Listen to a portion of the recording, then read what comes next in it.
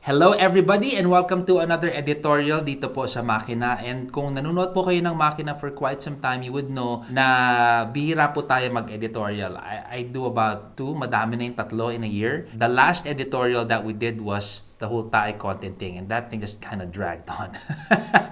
So now I wanted to talk about a very controversial topic amongst content creators and amongst viewers as well. Marami po tayo nakukuhang mga messages tungkol dyan, asking about it, and I did talk about it for just a bit in another editorial. Nadaanan ko lang siya, nabanggit ko lang siya. And I'm talking about yung sinasabi nilang poverty porn or charity content.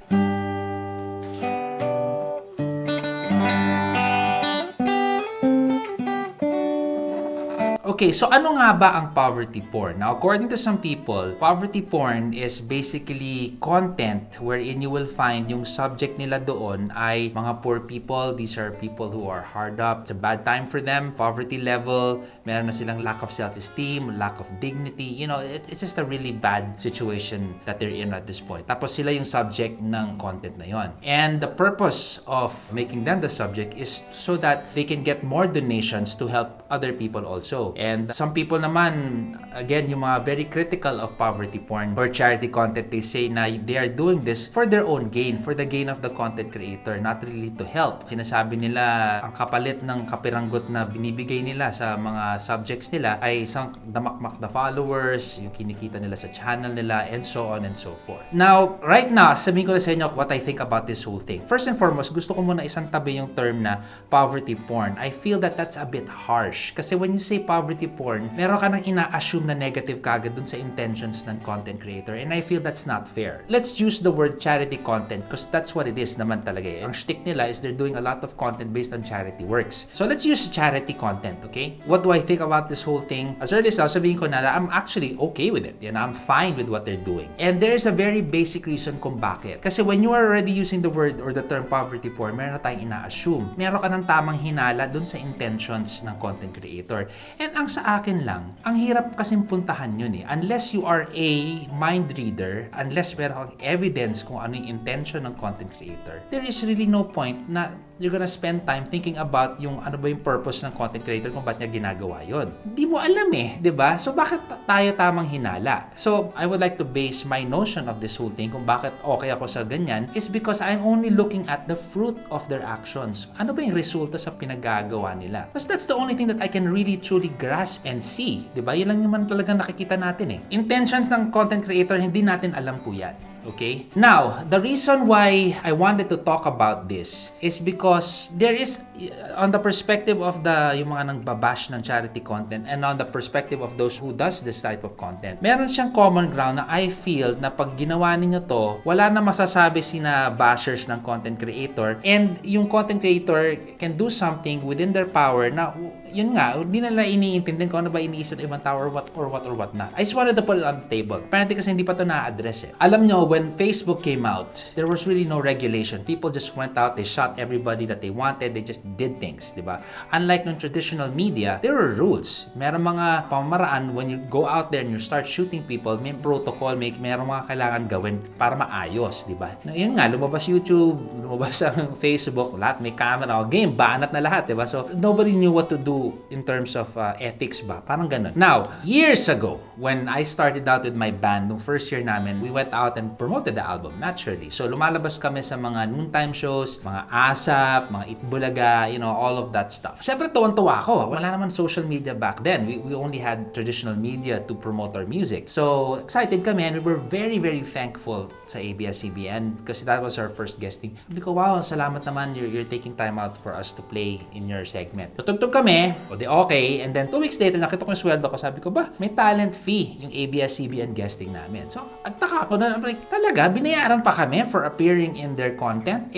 Kami na ngayon nakinabang, for me, the service that they're giving to help Filipino music was huge. So my manager explained to me, alam mo Zach, I understand na very thankful ka sa media for promoting you, but at the end of the day, ginawa ka kasing content eh. Yung banda mo, yung tugtog mo, yung pagkatao mo, nilabas nila sa TV, and they used your being para maging content para sa kanila. May mga ads yung programa nila, yung segment na yan is sponsored and so on and so forth. Talagang babayaran ka dapat nila para peace tayo lahat. The word is compensated. You're compensated. And yung compensation, ano yung tamang compensation? Sa industriya kasi sa TV, may value na may standard na. And I'll tell you the amount. Pag guesting mo, it's a low of 7,000 pesos per artist to a high of about 15 as you go along, di ba? Yun yung rate. And everybody's happy. Decades, ganyan ang sistema. That's how it was, right? There's of course the exception of interviews or yung mga guestings ika nga sa radyo. Yun, walang budget yun. Usually, papizza lang yung stasyon. Yung mga host, magpapakape or papadonut.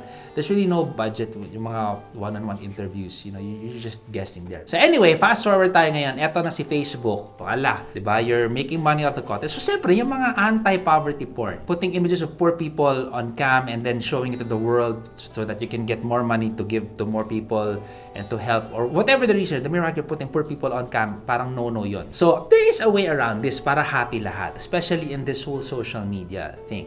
One is consent. Ipaalam mo lang, as simple as that. You know what, big networks, kunyari CNN, nasa New York subway, magkukuha ng bystander, kukuha ng opinion niya about politics or whatever. Sir, anong tingin mo kay ganyan, ganyan, ganyan, ganyan? What do you think about this whole system? Sasagot ngayon yung pasahero. Ngayon, after that interview, papaalam nila yon. Pwede ka ba namin ilabas sa TV? Ito po yung signed waiver form that you are releasing and giving us the right to show you on TV with no bayad. Okay. Alright. Kayon, sasabihin ng isa, ayoko po ilabas ninyo yung mukha ko, pero yung opinion ko pwede nyong gamitin. So, iba-blur ngayon nila yung mukha nila. So, charity content creators can actually also do this to protect the dignity of the person. Para hindi naman malabas na mahirap yung tao, hirap-hirap na sa buhay, na tipong may makakita ng kakilala, uy, nakita kita sa social media, para hirap na hirap ka na pala, kakawa ka naman. Diba?